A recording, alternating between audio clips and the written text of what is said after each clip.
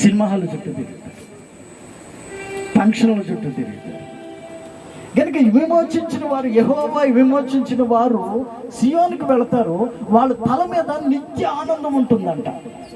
అందుకనే పలు చోట్ల దేవుని వాక్యం అంటది, మీ ప్రతి బాష్ప బిందువును ఆయన తుడిచివేస్తాడు, మీ కన్నిటిని ఆయన తుడిచివేస్తాడు, మీ దుఃఖాన్ని ఆయన తుడిచివేస్తాడు. మీ దుఃఖంలో, నిట్టూర్పుల్లో, శ్రమల్లో, కష్టాల్లో, నిందల్లో, అవమానాల్లో కూడా ఆయన మీకు తోడుగా ఉండి మిమ్మల్ని విమోచించడానికి ఆయన సిద్ధపడుతున్న దేవుడు కనుక మీరు చేయాల్సింది ఏంటంటే ఆయన మందిరానికి వెళ్ళాలి. దేవునికి స్తోత్రం, హల్లెలూయా. విమోచింపబడిన వారు చాలా మంది జీవితాల్లో ఈ రోజున దుఃఖం వెంటాడుతూ ఉంది. ఏమి దుఃఖం అది? ఒక అతను భార్యతో గొడవపడి మనశ్శాంతి లేక సినిమాకి వెళ్ళి ఒక 3 గంటల సేపు ఈ పక్కపక్కలు నవ్వుకుని సరదాగా చేసి తిరిగి సినిమా హాల్లో నుంచి బయటకు వచ్చి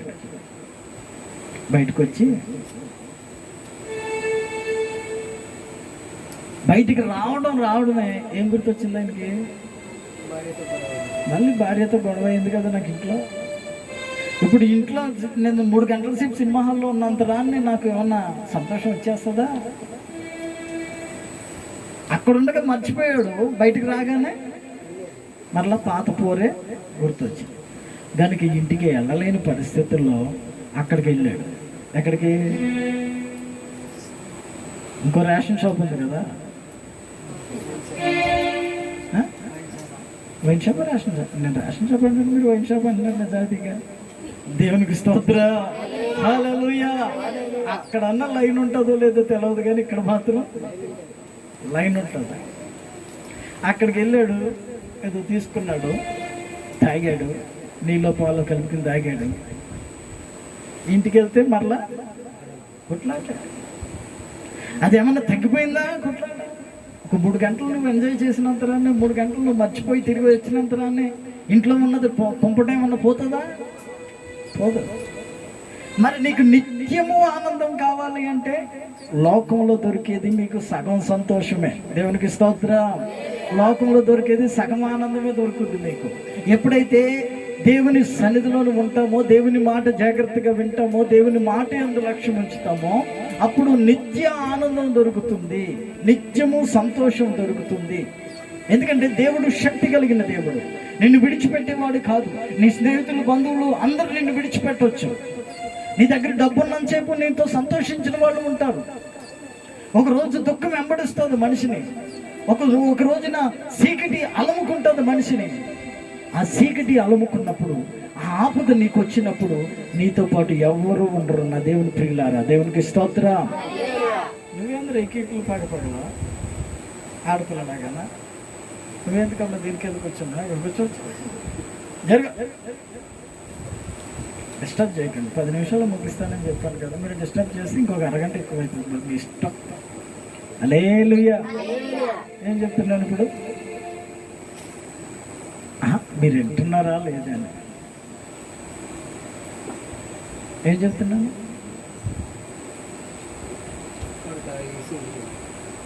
అదే గుర్తుందా? హల్లెలూయా. లోకంలో సంతోషము సగమే దొరుకుతుంది మీకు. అది ఎప్పటి వరకు ఉంటుందంటే మీ దగ్గర డబ్బు ఉన్నంతసేపు, ధనం ఉన్నంతసేపు ఉంటుంది. ఎప్పుడైతే అది మిమ్మల్ని విడిచిపెళ్ళిపోతుందో, ఎప్పుడైతే మీకు అది మిమ్మల్ని విడిచిపెట్టి వెళ్ళిపోయి ఒక చీకటి మిమ్మల్ని ఆవరిస్తుందో, ఒక కష్టం మిమ్మల్ని ఆవరిస్తుందో, అప్పుడు మీ స్నేహితులే కానివ్వండి, బంధువులే కానివ్వండి, అందరూ విడిచిపెట్టేస్తారు. చదవండి, ప్రకటన గ్రంథంలో ఒక మాట ఉంటుంది, 21వ అధ్యాయం 4వ వచనం.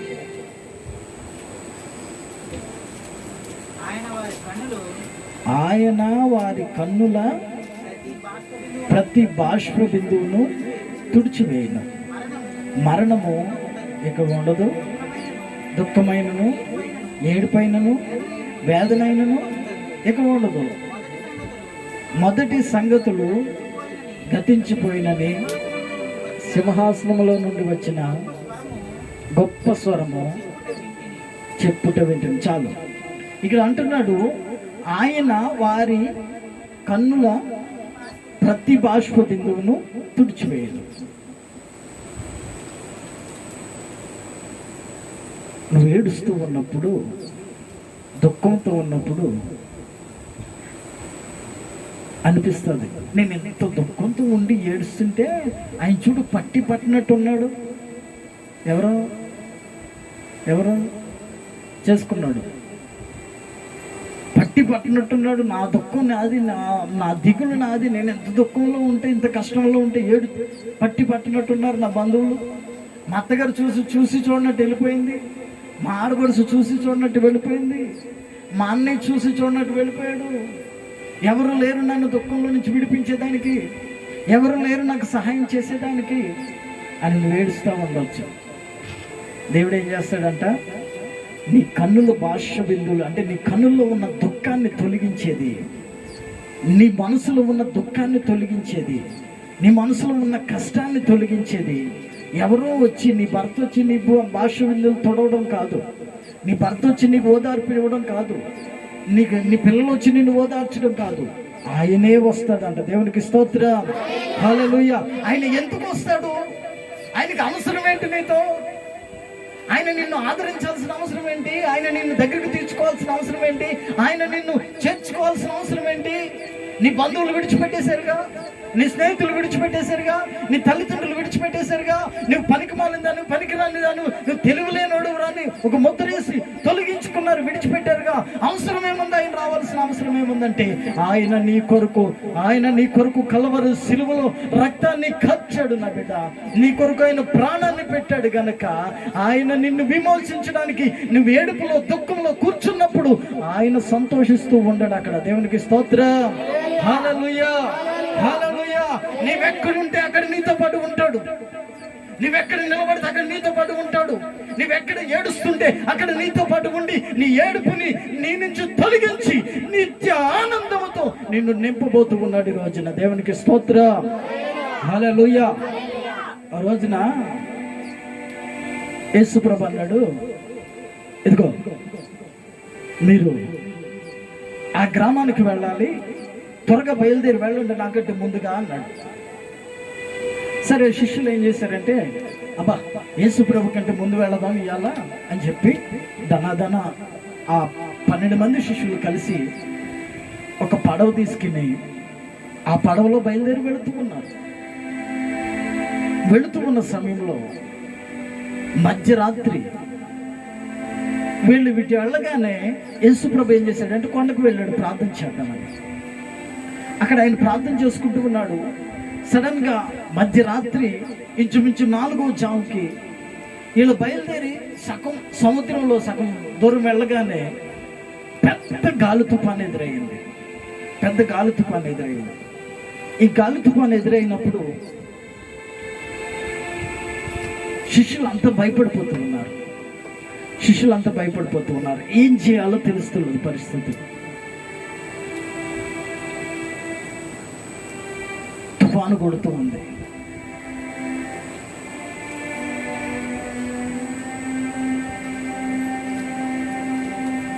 యేసు ప్రభువు శిష్యులను పంపించాడా? ఎక్కడికి పంపించాడు వాళ్ళని? ఆ ప్రదేశానికి వెళదాం, అవతలకు వెళదాం అని పంపించాడు. పంపించినప్పుడు గాలి తుఫాను ఎదురయ్యింది. సముద్రంలో అలలు పొంగుతూ ఉన్నాయి, కెరటాలు వస్తూ ఉంది. ఎటు చూసినా ఒక్క పడవ కూడా కనపడుతున్నా, చేపలు పట్టేవాళ్ళు కూడా కనపడుతున్నారు. ఎటు చూసినా ఏమీ కనపడతలేదు. కనపడినప్పుడు కంగారు పడిపోతూ ఉన్నారు, భయపడిపోతూ ఉన్నారు. చూడండి, వర్షం వస్తుందని, తుఫాను వస్తుందని పంపించిన వాడికి తెలుసా? పంపించింది ఎవరు? వెళ్ళమని చెప్పింది ఎవరు? యేసయ్య. కనుక వెళ్ళమని పంపించిన వాడికి తెలుసు కనుక యేసయ్య ఏం చేశాడో తెలుసు, అక్కడి నుంచి ఆ రాత్రి పూట ఆ సముద్రము కెరటాల మధ్యలో ఆ సముద్రం మీద తెల్లని వస్త్రాలు వేసుకుని నడుచుకుంటూ వస్తూ ఉన్నాడు. నడుస్తూ ఉన్నాడు సముద్రం మీద. ఎందుకు నాయన పొద్దున్న బయలుదేరి వెళ్ళొచ్చు కదా. ఒకరోజు నేను ఒక ఫ్యామిలీని అడిగాను. సడన్గా అప్పటికప్పుడు బయలుదేరి రెడీ అయిపోయి ఊరు వెళ్ళిపోతుంటే, ఏమైందమ్మా ఎందుకు అంత కంగారుగా వెళ్తున్నారంటే, ఊర్లో మా బాబాయ్కి యాక్సిడెంట్ అయింది, మరి పొద్దున్న వెళ్ళొచ్చుగా. లేదు లేదు వెళ్ళిపోవాలి అర్జెంట్. ఎందుకంటే ఆమెకు అంత వాళ్ళ కుటుంబం అంటే అంత ప్రేమ. అక్కడ ఎవరు లేరు చూసుకోవడానికి, మేమే వెళ్ళాలి అక్కడికి అని కంగారుగా బయలుదేరి వెళ్ళిపోయారు. అంటే చూడండి, ఆపదలో ఉన్నారు శిష్యులు, సముద్రపు అలల మధ్యలో ఉన్నారు శిష్యులు, దుఃఖంలో ఉన్నారు శిష్యులు. కనుక యేసయ్య ఏం చేశాడు? ఆ రాత్రే కెరటాల మీద సముద్రం మీద నడుచుకుంటూ వచ్చాడు వాళ్ళ దగ్గరికి. వస్తే వాళ్ళు అంటారు, అయ్యో భూతమోమో దెయ్యమోమో, దెయ్యం వచ్చేస్తుంది. ఇక్కడ ఈ సముద్రాల మధ్యలో అనేక మంది లాంటి తుఫానుల్లో పడవలు మునిగిపోయి చనిపోయారంట. వారిలో ఎవరో దెయ్యమై తిరిగి వస్తున్నాడేమో, ఇంకా అయిపోయింది మన పని. అసలే వర్షం, పడవ మునిగిపోయే పరిస్థితిలో ఉంది. ఇంకోటి ఇప్పుడు ఆ దెయ్యంలాగా ఊహించుకుంటున్నారు వాళ్ళు. అప్పుడు ఏమవుతుంది? ఒక సామెత ఉంది చూడండి లోకంలో, మూలిగే నక్క మీద. నక్కంట బాగోక తలనొప్పి వచ్చి, నక్క తలనొప్పి వచ్చి ఒక చెట్టు కింద కూర్చుని మూలుగుతా ఉందంట. ఉడత పైకి వెళ్ళి తాడి చెట్టు మీదకి వెళ్ళి ఆ తాటికాయ ముచ్చుకంతా కొట్టింది. ముచ్చుకాయ కొడితే ముచ్చుకంతా కొట్టేస్తే ఆ తాటికాయ ఊడి నక్క నెత్తి మీద పడింది. ఎట్లుంటుంది అప్పుడు? అందుకే పెద్దలు ఆ సామెత చెప్పారు, మూలిగే నక్క మీద. మీకు అనిపిస్తుంటుంది ఒక్కొక్కసారి, అన్న చాలా దుఃఖంలో ఉన్నామన్నా, చాలా కష్టంలో ఉన్నామన్నా, కష్టం వెనక కష్టం, బాధ వెనక బాధ వస్తుందన్న. ఉద్యోగం లేదు, సరైన ఇల్లు లేదు, పిల్లలు చదువులాగిపోతున్నాయి. అసలు ఏంటి పరిస్థితి? మా పరిస్థితి ఎందుకు? మా పరిస్థితి ఇలాగ అయిపోయింది. ఈ పరిస్థితుల మధ్యలో నుంచి మమ్మల్ని విడిపించగలిగిన నాదుడు ఎవరైనా ఉన్నారా? మాకెంతో కష్టం, ఎంతో శ్రమ వస్తుంది. ఈ పరిస్థితుల నుంచి మమ్మల్ని విడిపించగలిగిన నాదుడు ఎవరైనా ఉన్నారా? ఈ కష్టాల నుంచి మాకు సహాయం చేయగలిగిన వాడు ఎవరైనా ఉన్నారా అంటే ఆయన అంటున్నాడు, విమోచింపబడ్డారు మీరు, దేవునికి స్తోత్రం. మీరు రక్షింపబడ్డారు, దేవునికి స్తోత్రం.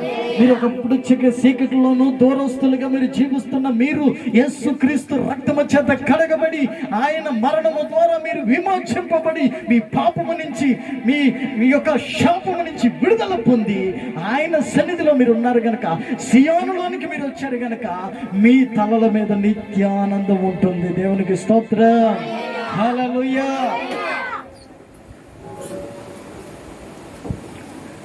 ఊర్లో ఒక ఆయన మైక్ పట్టుకొచ్చి సువార్త ప్రకటిస్తూ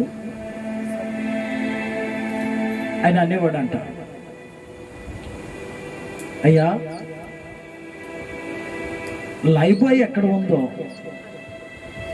ఆరోగ్యం అక్కడ ఉంది అన్నారు, కానీ నీ సన్నిధి ఎక్కడ ఉంటుందో అక్కడ సంపూర్ణమైన సంతోషం ఉంటుంది. దేవునికి స్తోత్రం. హల్లెలూయా. మీ కుటుంబంలో దేవుని సన్నిధి ఉన్నప్పుడు సంతోషం ఉంటుంది. చూడండి, కొన్ని కుటుంబాలు ఉంటాయి, మీకు చెప్తుంటాను జాగ్రత్తగానండి. మీరు ప్రతిరోజు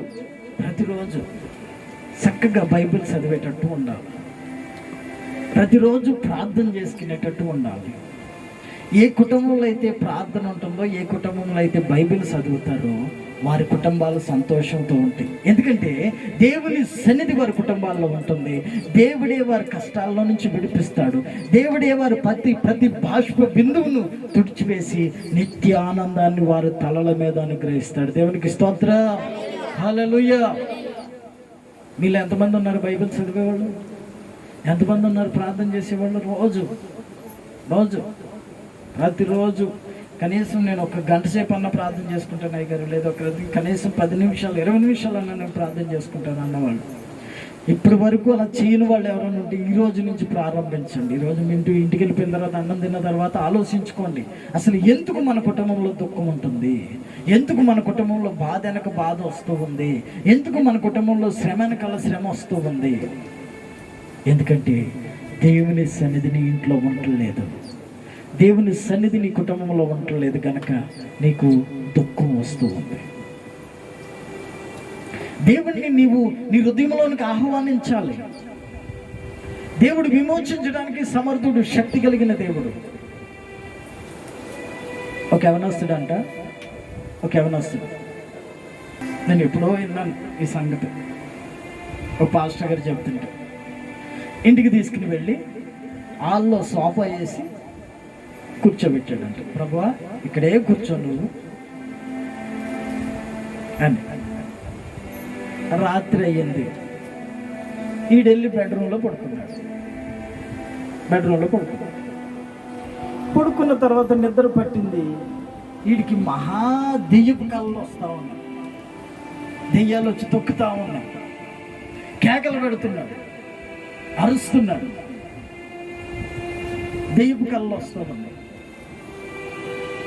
అర్ధరాత్రి లేచి హాల్లోకి వచ్చి చూస్తే ప్రభు అక్కడే కూర్చున్నాడు.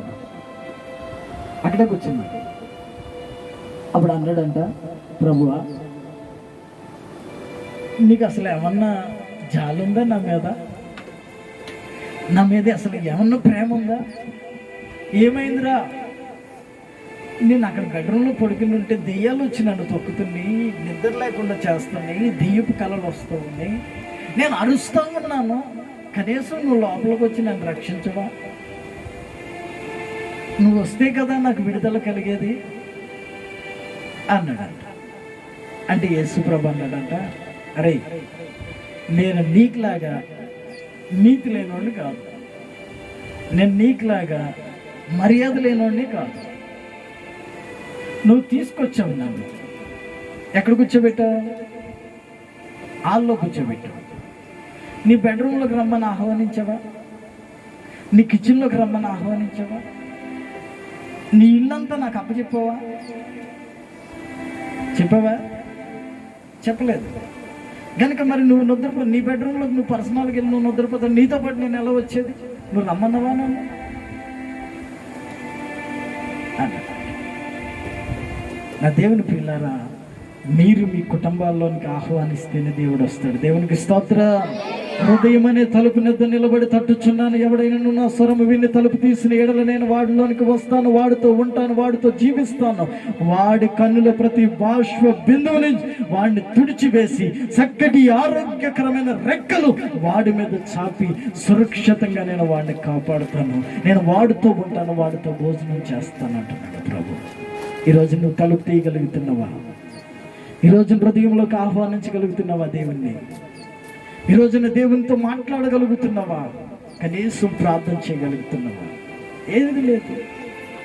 ఎలాగ నీ బాష్ప బిందువు తుడిచివేయాలంటే ఎలాగా? దేవునికి అవకాశం ఇవ్వకుండా నీ దుఃఖాన్ని తొలగించాలంటే ఎలాగా? యెహోవా విమోచించిన వారి తల్ల మీద ఏముంటుంది? వారు సియోనుకు వెళతారు, వారి తల్ల మీద నిత్యానందం ఉంటుంది. దేవునికి స్తోత్రం, హల్లెలూయా. నిత్యము ఆనందముతో నిన్ను నింపాలని చూస్తున్నాడు ఆయన. కానీ నువ్వేం చేస్తున్నావు అంటే కొన్నిసార్లే అబ్బో కొంచెం మేలు జరిగి సంతోషం రాగానే దేవుణ్ణి విడిచిపెట్టి 2-3 వారాలు అంటే కొంతమంది ఉంటారు ఇట్లా 2-3 వారాలు అంటే ఎటు అవకాశం లేని వాళ్ళు అవకాశం లేక ఏడుస్తున్నారు. అవకాశం ఉన్న నీవు కూడా సమయాన్ని వ్యర్థంగా ఇంటి దగ్గర గడిపేస్తున్నావు. మరి నీ దగ్గర సమయం ఉంచాలా తీసేయాలా? దేవుడు నీకున్న సమయాన్ని తొలగించేయాలా ఉంచాలా? నీ స్థితిని నువ్వు మార్చుకోగలిగితే ఆయన నిత్య ఆనందాన్ని నీకు అనుగ్రహిస్తాడు. నీ కుటుంబ పరిస్థితులను మార్చుకోగలిగితే నీ కుటుంబంలో ఆనందాన్ని అనుగ్రహిస్తాడు. దేవునికి స్తోత్రం, హల్లెలూయా. యేసయ్యని వారు, దేవా నీవే అయితే నేను కూడా నీటి మీద నడుస్తాను నాయన అన్నాడు పేతురు. ఆ నీటి మీద నడిచి యేసయ్య దగ్గరికి వెళుతూ ఉన్నాడు. వెళుతూ ఉన్న సమయంలో పేతురు అంట గాలిని చూసి భయపడ్డాడంట. దేవునికి స్తోత్రం, హల్లెలూయా. పేతురు ఎవరు? యేసుప్రభు శిష్యుడు. 5 రొట్టెలు 2 చేపలు ఆయన చేతిలో నుంచి తీసుకుని అందరికి పంచినవాడు. గాలిని చూసి భయపడ్డాడంట. భయపడితే ఏమయ్యాడు? మునిగిపోవడం ప్రారంభమయ్యాడు. కనుక నా దేవుని ప్రియులారా, మీరు ఒకసారి రక్షింపబడిన తర్వాత, ఒకసారి యేసయ్య సన్నిధికి వచ్చిన తర్వాత, యేసయ్య మాటలు మీరు వింటున్న తర్వాత మరలా దేవుని విడిచిపెట్టి తొలగిపోయి మీరు భయపడుతూ కూర్చుంటే మీరు మునిగిపోవడం ప్రారంభమైతే తప్ప లేవలేని స్థితిలోనికి వెళ్ళిపోతుంటారు. కనుక మీరు లేవాలి, మీరు లేచి నిలబడాలి, యేసయ్యతో పాటు నడవాలి, యేసయ్యని కుటుంబంలోనికి ఆహ్వానించాలి. నా దేవుని ప్రియులారా, వారు ఆ సంఘటన జరిగిన తర్వాత యేసయ్యనంట దోణిలోకి ఎక్కించుకున్నారంట. దేవునికి స్తోత్రం. వారితో కూడా దోణిలోకి ఎక్కించుకున్నారంట. అప్పుడు సురక్షితంగా ప్రాంతానికి వెళ్ళిపోయారు. దేవునికి స్తోత్రం. నీ జీవితంలో నువ్వు ఒక గమ్యానికి వెళ్ళాలి అంటే, నీ జీవితంలో ఒక దరికి నువ్వు చేరుకోవాలంటే, నీ జీవితంలో నీ ఒక్కదానివే ప్రయాణం చేయడం కాదు, నీ జీవితంలో నీ ఒక్కడివే ప్రయాణించడం కాదు. నీ భార్య భర్తలు ఇద్దరు, మా కుటుంబం ఉందిలే, మా అన్నదమ్ములు ఉన్నారులే, మా పెద్దనాన్న ఉన్నారులే చూసుకోవడానికి, మా తాతయ్య ఉన్నాడులే చూసుకోవడానికి, మా అయ్య ఉన్నాడులే చూసుకోవడానికి, మా పెద్దమ్మ ఉందిలే చూసుకోవడానికి అని నువ్వు తృప్తి పడిపోతూ ఉన్నావేమో. నీ దగ్గర ఇంకా కోవిడ్ తక్కువగా ఉంది. అదే ఆయన్ని గనక నీవు ఆహ్వానిస్తే, యేసయ్యని గనక నీ కుటుంబంలోకి ఆహ్వానిస్తే, యేసయ్యని నీ జీవితంలోకి ఆహ్వానిస్తే, నీవు చదువుల్లో పేలవు, కుటుంబంలో పేలవు, కుటుంబంలో దుఃఖం రాదు, నీ ఉద్యోగంలో దుఃఖం రాదు. నిన్ను సురక్షితంగా కాపాడి నిత్య ఆనందాన్ని నీ తల మీద ఉంచాలని ఆయన ఆశపడుతూ ఉన్నాడు ఈ రోజున. దేవునికి స్తోత్రం, హల్లెలూయా. ఏది చేసినా పేలు, ఏది చేసినా ఫలితం లేని పరిస్థితుల్లో జీవిస్తున్నారంటే మనుషులు యేసయ్యకి మీ జీవితాల్లో అవకాశాన్ని ఇవ్వట్లేదు. నా ప్రియ దేవుని బిడ్డలారా, బాప్తిసం తీసుకున్నారు, కొంతమంది బాప్తిసం తీసుకోలేదు. ఇంకా వచ్చే వారం బల్ల ఉంటుంది. దేవుని చిత్తం అయితే బాప్తిసాలు కూడా ఉంటే మీరు సిద్ధపడితే బాప్తిసాలు ఇస్తాను నేను. దేవునికి స్తోత్రం, హల్లెలూయా. ఆయన నిన్ను విమోచించాలని చూస్తున్నాడు. ఆయన నిన్ను పాపం నుంచి విడిపించాలని చూస్తున్నాడు. ఆయన నీకు రక్షణ అనుగ్రహించాలని చూస్తున్నాడు. నశించిపోతున్న వారి కొరకు నా ప్రభు ఈ లోకానికి వచ్చిన వాడు, పాపుల రక్షకుడుగా ఆయన పేరుగాంచిన వాడు. ఏ పాపము నుంచి అయినా సరే తొలగించి విడిపించగలిగిన దేవుడు ఆయన. దేవునికి స్తోత్రం, హల్లెలూయా. ప్రభువా, తెలిసి తెలియక నేను ఈ పాపం చేశాను, తెలిసి తెలియక తప్పుదం చేశాను అని కనుక నీ ఒప్పుకోగలిగితే, తెలుసో తెలియకో నేను జీవిస్తానయ్యా, తెలుసో తెలియకో నేను పొరపాట్లు చేస్తున్నానయ్యా అన్ని కనుక నువ్వు ఒప్పుకోగలిగితే నా ప్రభు నిన్ను క్షమిస్తాడు. నా ప్రభు నిన్ను క్షమిస్తాడు. ఏదో అందరు లైన్ కట్టి వస్తే, అందరు లైన్ కట్టుకుని వస్తే, ఇదిగో నీది ఈ పాపమా, నువ్వు ఈ కోవకు చెందినవాడు కాదు, నువ్వు మావాడు కాదు, నీవు ఆ కులానికి చెందినోడివి, నీవు ఈ కులానికి చెందినోడివి, నీకు ఈ సబ్జెక్టు వర్తించదు, నీకు ఈ పదవులు వర్తించవు, ఏమంటారు దాన్ని అలా పెడుతుంటారు అప్పుడప్పుడు గవర్నమెంట్ వాళ్ళు, పథకాలు. Very good. నువ్వు ఈ పథకంలోనికి రావు, ఈ పథకం నీకు వర్తించదు అని త్రోసివేసే దేవుడు కాదు నా దేవుడు. దేవునికి స్తోత్రం, హల్లెలూయా. నువ్వు ఏ రకంగా ఉన్నా సరే, ఏ స్థితిలో నువ్వు ఉన్నా సరే, నా ప్రభు దగ్గరికి వస్తే ఆయన నిన్ను విమోచించి నిత్య ఆనందంతో నింపబోతూ ఉన్నాడు. దేవునికి స్తోత్రం, హల్లెలూయా. నిత్య ఆనందంతో నింపబోతూ ఉన్నాడు. నిత్యము నీకు సంతోషాన్ని ఇవ్వాలని ఆశపడుతున్నాడే తప్ప నీవేం చేస్తున్నావంటే ఇంకా ఇంకా ఇంకా నేను నా దుఃఖంలోనే ఉంటాను, నా దుఃఖంలో జీవిస్తాను అన్నట్టు నీ దుఃఖాన్ని కొంతమంది అంటారంట. మనుషులు అప్పుడు దాకా దరిద్రంలో జీవిస్తారు, అంటే లేని స్థితిలో జీవిస్తారు. అది ప్రార్థన చేయగా, పాస్టర్ గారు ప్రార్థన చేయగా వాళ్ళ కుటుంబాన్ని ఆ దరిద్రం కనుక విడిచి వెళ్ళిపోయింది అనుకో, విడిచి అక్కడ దాకా వెళ్ళిందంట. వెళితే విడిచి అక్కడ దాకా వెళితే వీడు అంటున్నాడంట, నా దరిద్రం నా దరిద్రం నా దరిద్రం ఇంతే, నా దరిద్రం ఇంతే, నా దరిద్రం ఇంతే అంటున్నాడు. అక్కడ దాకా వెళ్ళిపోయిన దరిద్రం ఏం చేసిందో తెలుసా? వీడు నా దరిద్రం నా దరిద్రం అన్నాడు కదా, నేను ఆడిదాన్ని అంట అని చెప్పి తిరిగి మళ్ళీ వచ్చి ఇంట్లో కూర్చుంటాడు. కొంతమంది ఇలాగా ఒప్పుకుంటారండి, తెలిసి తెలియక అంటారో తెలిసి అంటారో తెలవదు. ఏమా బాగున్నారంటే బాగానే ఉన్నాములండి అంటే ఏం రోగం వచ్చింది? అయ్యా దేవుని కృపను పెట్టి బాగున్నామయ్యా అంటే అంత సంతోషం. దేవుని కృపను పెట్టి బాగున్నామయ్యా అంటే మీకున్న బాధ కూడా విడిచిపోతుంది, మీకున్న కష్టం కూడా వదిలిపెడుతుంది. మిమ్మల్ని విడిచిపెట్టి మీ నోట్లో నుంచి వస్తున్న మాట మీ కష్టాలను జయించగలుగుతుంది. దేవునికి స్తోత్రం. మీకు మీ నోట్లో నుంచి వస్తున్న ఆ స్తుతి నిత్య ఆనందం మీకు కలిగేటట్లు చేస్తుంది. దేవునికి స్తోత్రం. హల్లెలూయా. అంతేగాని నా దరిద్రం నా స్థితి ఇంతే, నా గతి ఇంతే, ఏముందలన్నా ఏం చేసినా ఏం లాభం, ఏం చేయాలి ఏం లాభం రావాలి మీకు. దేవునికి స్తోత్రం. హల్లెలూయా. నీరసపు మాటలు మాట్లాడకూడదు. మనిషి ఎలా ఉండాలంట? యెహోవా విమోచించిన వారు ఎక్కడికి వెళ్తారు? వాళ్ళు ఎక్కడికి వెళ్తారు? ఎలా వెళ్తారు? వ్యాన్ కట్టించుకుని వెళ్తారా? పాటలు పాడుచు సీయోనికి వెళ్తారు. దేవునికి స్తోత్రం. హల్లెలూయా. చూడండి, కొంతమంది బాత్రూంలో స్నానం చేస్తే పాటలు పాడతారు. అదే ఏదన్నా బాధ ఉన్నవాడు చేస్తాడు అట్లా. ఏదైనా కష్టం ఉన్నవాడు ఎప్పుడైనా పాటలు పాడడం చూసారా? ఏదైనా శ్రమ ఉన్నవాడు పాటలు పాడడం చూసారా? నాకు ఒకసారి ఇక్కడ ఇదంతా ఇన్ఫెక్షన్ వచ్చి ఆపరేషన్ అయితే ఒక 2 రోజులు 3 రోజులు పాటలు పాడలేక చాలా బాధపడిపోయింది. అంత కష్టం వచ్చింది కదా అన్న, నువ్వేంది పాటలు పాడేది, నలుగురు ఊరికొచ్చు కదా అంటే, దేవుడు నాకు ఇచ్చిన కృపను బట్టి ఆ రోజు పాట పాడలేకపోయినా తబలను కాంగును కొట్టుకుంటూ కూర్చున్నాను. ఎందుకంటే ఎలాగైనా నేను దేవుణ్ణి స్తుతించాలి. ఈ స్తుతిలో ఉన్న శక్తి ఏం చేస్తుందంటే నాలో ఉన్న రోగాన్ని తొలగించేస్తుంది. దేవునికి స్తోత్రం. ఈ స్తుతిలో ఉన్న శక్తి ఏం చేస్తుందంటే నాలో ఉన్న దుఃఖాన్ని తొలగించేసి సంపూర్ణమైన సంతోషాన్ని, నిత్యానందాన్ని నా తల మీద ఉండేటట్లు చేస్తుంది. దేవునికి స్తోత్రం. హల్లెలూయా. నిత్యానందం నీ తల మీద ఉంటుందంట. మీరేం చేస్తారంటే మాకు ఆనందం వద్దు ఏమొద్దు అన్నట్టు, మా కష్టం మాదని అయ్యో మీ చుట్టాలు అయినట్టు,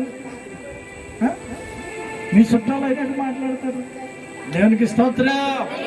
మీరు దరిద్రంలో ఉండటం దేవునికి ఇష్టం లేదు, మీరు దుఃఖంలో ఉండటం దేవునికి ఇష్టం లేదు, మీరు కష్టాల్లో ఉండడం కూడా దేవునికి. ఒకవేళ నీకు కష్టం వస్తుందా, ఒకవేళ నీకు దుఃఖమే వస్తుందా, ఒకవేళ నీకు శ్రమే వస్తుందా, అది ఎక్కడ ప్రారంభమైంది, ఎక్కడి నుంచి స్టార్ట్ అయిందో నువ్వు ఒక్కసారి గుర్తు చేసుకుని దాన్ని కనుక ఆ స్థితిని నేను పొరపాటు చేశాను, ఆ రోజు నుంచి నా మనసులో నెమ్మది లేకుండా పోతుంది అని అనుకున్నావా? గుర్తొచ్చిందా? ఆ పొరపాటును ఒప్పుకో, దేవుని దగ్గర విడిచిపెట్టు. ఇదిగో పలానా తప్పు చేశాను, ఆ తప్పు వల్ల నా కుటుంబంలో సంతోషం లేకుండా పోయింది, దుఃఖం వెంబడిస్తూ ఉంది అని నీకు గుర్తొచ్చిందా? ఆ పొరపాటుని, ఆ పాపమును విడిచిపెట్టు. నీ కుటుంబంలో సంతోషాన్ని దేవుడు అనుగ్రహించబోతూ ఉన్నాడు. దేవునికి స్తోత్రం. నువ్వు విడిచిపెట్టగలిగితే ఆయన అది ఎన్నడూ నీ దగ్గరికి రాకుండా నీ కన్నుల బాష్ప బిందువులు ఆయన తుడిచివేస్తాడు. నిత్యానందాన్ని నీ తలల మీద ఉండేటట్లు చేస్తాడు. దేవుడు అట్టి కృప మీకు అనుగ్రహించి నడిపించును గాక. ఆమేన్.